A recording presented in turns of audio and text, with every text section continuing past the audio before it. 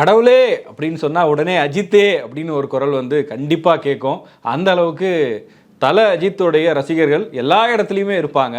அவங்க அடுத்த வருஷம் ஜனவரி மாதம் துபாயை நோக்கி அதிக அளவுக்கு போய் அங்கே யாராவது கடவுளேன்னு சொன்னாலும் அஜித்தேன்னு சொல்லக்கூடிய அளவுக்கு நிறைய தலை ஃபேன்ஸ் துபாய்க்கு போனாலும் ஆச்சரியப்படுறதுக்கு இல்லை. காரணம் இருக்குது இல்லாமலா. தலை அஜித் 2 படங்கள் இப்போது ஷூட்டிங் முடிஞ்சு ரிலீஸ்க்கு வெயிட் பண்ணிகிட்டு இருக்கு. ஒன்று குட் பேட் அக்லி, இன்னொன்று விடாமுயற்சி. எப்பப்பா அப்டேட் கொடுப்பீங்க, எப்போ படத்தை ரிலீஸ் பண்ணுவீங்க அப்படின்னு தலை ஃபேன்ஸ் எல்லாருமே வெறித்தனமாக வெயிட் பண்ணிட்டு இருக்கிற இந்த நேரத்தில் தலை அஜித் அவங்க எல்லாருக்கும் சர்ப்ரைசிங்கான ஒரு அப்டேட் கொடுத்துருக்கிறாரு. அது அவருக்கு ரொம்ப ரொம்ப பிடிச்ச கார் ரேசிங் சம்பந்தமான அப்டேட். எஸ், தலை அஜித்தோட இந்த ஃபோட்டோவை நம்ம இன்றைக்கி சோஷியல் மீடியாவில் பார்த்துருப்போம். அதை நான் சொல்லி உங்களுக்கு தெரிய வேண்டியதில்லை. அந்த கார் பக்கத்தில் அவர் நிற்கும் போது அவர் முகத்தில் இருக்கிற சந்தோஷத்தை பார்த்தீங்களா? அவருடைய படங்கள் ரிலீஸ் ஆகும்போது கூட அவர் அவ்வளோ சந்தோஷப்பட்டிருப்பாரான்னு தெரியல. இல்லை அவருடைய படம் கோடிக்கணக்கில் வசூலை வாரி குவிக்கும் போது, இல்லை அவருடைய படம் ஃபஸ்ட் டே ஃபர்ஸ்ட் ஷோவில் அவ்வளோ மாசான ஒரு ஓப்பனிங் கிடைக்கும் போது கூட அவர் முகத்தில் இவ்வளோ சந்தோஷம் வந்திருக்குமான்னு தெரியல. பட் அவருக்கு ரொம்ப ரொம்ப பிடிச்ச இந்த கார் ரேஸ் பண்ணும்போது அவருடைய முகத்தில் அவ்வளோ ஒரு சிரிப்பு. ஒரு குழந்தை வந்து அந்த குழந்தைக்கு பிடிச்ச ஒரு விஷயத்தை பார்க்கும்போது எந்த அளவுக்கு ஒரு பூரிப்போடு சிரிக்குமோ அந்த மாதிரி ஒரு சிரிப்பையும் சந்தோஷத்தையும் அஜித்குமாரோட முகத்தில் பார்க்க முடியுது. என்னை தலைன்னு கூப்பிடாதீங்க அப்படின்னு அவர் சொல்லி பல வருஷங்கள் ஆயிடுச்சு. ஆனால் இன்றைக்கும் அவரை தலையாக தூக்கி வச்சு தான் ஒட்டுமொத்த ரசிகர்களும் கொண்டாடிக்கிட்டு இருக்காங்க. அந்த அளவுக்கு எல்லாருடைய மனசுலையுமே ஒரு பெரிய இடம் அவருக்கு இருக்குது. ஆனால் பாருங்களேன், அவருக்கு சினிமாவில் வந்து அவருக்கு இத்தனை கோடி ரசிகர்கள், இவ்வளோ அன்பு, அவரை வச்சு படம் பண்ணுறதுக்கு டேரக்டர்ஸ் எல்லாம் வரிசையில் வெயிட் பண்ணிகிட்டு இருக்காங்க. தயாரிப்பாளர்கள் அவருடைய கால் ஷீட் கிடைக்காதான்னு காத்துக்கிட்டு இருக்காங்க. ஆனால் இதெல்லாம் எதுவுமே வேணாம் அப்படின்னு சொல்லிட்டு தனக்கு என்ன பிடிக்குமோ அதை பண்ணிவிட்டு அதில் ஒரு சந்தோஷம் இருக்குது, அதை என்ஜாய் பண்ணணும்னு நினைக்கிறார் பார்த்தீங்களா? அதனால தான் அவரை இந்த அளவுக்கு எல்லாருமே கொண்டாடுறோன்னு நினைக்கிறேன். இந்த ரேசிங் ஈவெண்ட்டை பொறுத்த வரைக்கும் துபாயில் நடக்க போகுது. ஜான்வரியில் ஒரு 3 நாள் இந்த ரேசிங் ஈவெண்ட் நடக்கும்னு சொல்கிறாங்க. இந்த ஈவெண்ட்டோட நேம் வந்து மிச்லின் 24H சீரீஸ் துபாயில் நடக்க போகுது. அதற்கான பயிற்சி அவர் இப்போ தொடங்கிட்டார். ஏன்னா சில தினங்களுக்கு முன்னாடி குட் பேட் அக்லி படத்தோட கடைசி ஷெட்யூல் ஷூட்டிங் எல்லாம் முடிஞ்சிருச்சு. அதை முடிச்சுட்டு நேராக இந்த ஈவெண்ட்டுக்கு தயாராகிறதுக்காக போயிட்டார். அங்கே போயிட்டு அவருடைய அஜித்குமார் ரேசிங் டீமில் இருக்கக்கூடிய சக வீரர்களோடு சேர்ந்து பயிற்சியில் ஈடுபட போகிறாராம். அங்கே அவருடைய காரை போய் பார்க்குறாரு. ஏன்னா ஸ்பெஷலாக ரெடி பண்ணியிருக்காங்க. அந்த காரோட கலர் வந்து இன்னும் சுவாரஸ்யமான விஷயம். அதில் பயன்படுத்தி இருக்கக்கூடிய கலர் என்ன அப்படின்னு நான் சொல்லி உங்களுக்கு தெரிய வேண்டியதில்லை.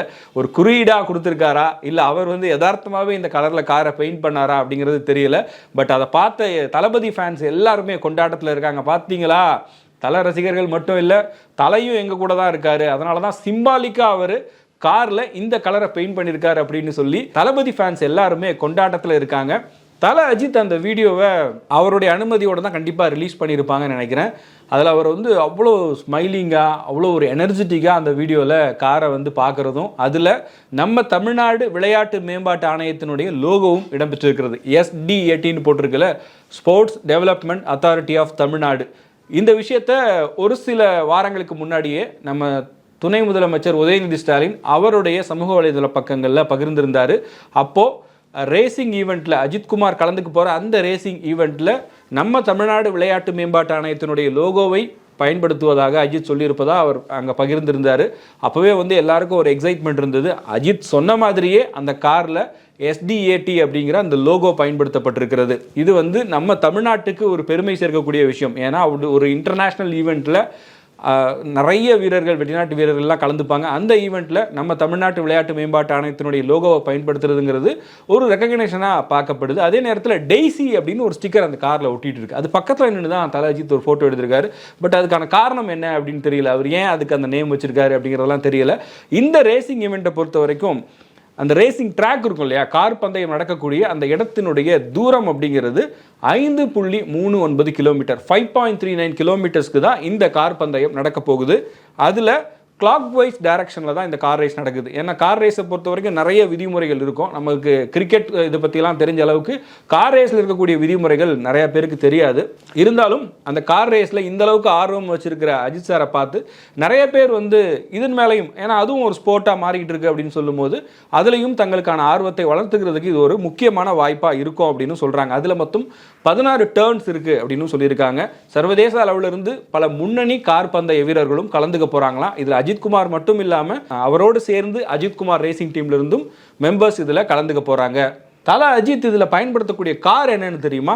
போர்ஷ் T3 RS அப்படிங்கிற இந்த காரை தான் இந்த ரேசிங்கில் அவர் பயன்படுத்த போகிறாரு. அந்த காரோடைய விலை எவ்வளோ தெரியுமா? 4 கோடி ரூபாவா. அந்த காரை அவர் ரேசிங் ட்ராக்கில் நிச்சயமாக ஒரு வெற்றிகரமான ஒரு விஷயத்தை ஏற்படுத்துவார். கண்டிப்பாக அவர் வின் பண்ணுறதுக்கான வாய்ப்பு இருக்குது அப்படிங்கிற ஒரு எதிர்பார்ப்பு எல்லாருக்குமே இருக்குது. ஏன்னா அது அவருக்கு அந்த விளையாட்டு மேலே அவ்வளோ பேஷன் இல்லை. அவர் வாங்குகிற சம்பளத்துக்கும் அவருக்கு இன்றைக்கி சினிமாவில் இருக்கக்கூடிய இடத்துக்கும் அவர் இதெல்லாம் பண்ணி சம்பாதிக்கணும்னு அவசியம் இல்லை. பட் நமக்கு இது பிடிக்கும், நம்ம மனசுக்கு பிடிக்கும் அப்படிங்கிறதுனால அஜித் இதை பண்ணுறாரு அப்படிங்கிறது நம்ம எல்லாருக்குமே நல்லாவே தெரியும். இது மட்டுமா, இதுக்கு முன்னாடியே வீனஸ் மோட்டார் சைக்கிள் டூர்ஸ் அப்படிங்கிற ஒரு கம்பெனி ஆரம்பிச்சிருந்தார். ஏன்னா பைக் ரைடிங் அவருக்கு எவ்வளோ பிடிக்கும் நமக்கு தெரியும் இல்லையா.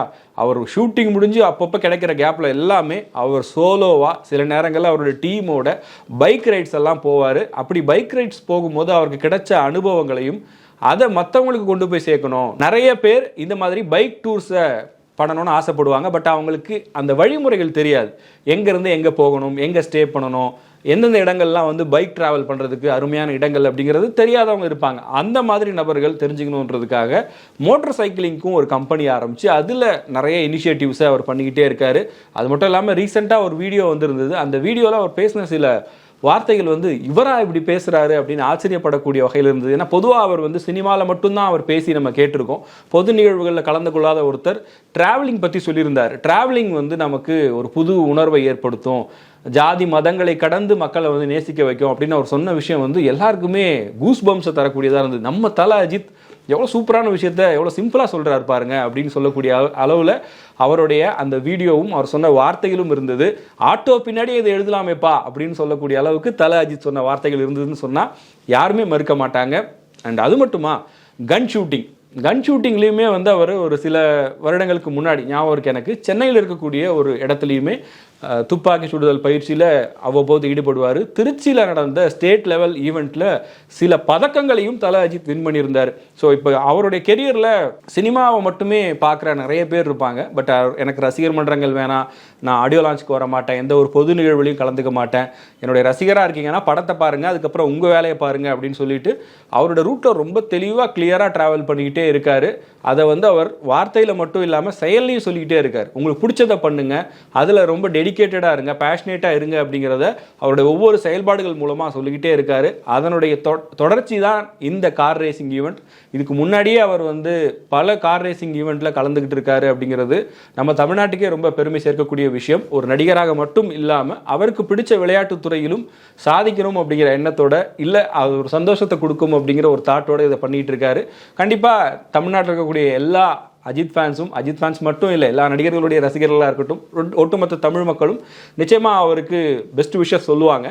நீங்கள் என்ன சொல்லணும்னு நினைக்கிறீங்க? அஜித்குமாரோடைய இந்த ரேசிங் ஈவெண்ட்டில் உங்களுக்கு ரொம்ப எதிர்பார்ப்பை ஏற்படுத்தக்கூடிய விஷயமா என்ன இருக்குது அப்படிங்கிறத கமெண்ட் செக்ஷனில் பதிவு பண்ணுங்கள்.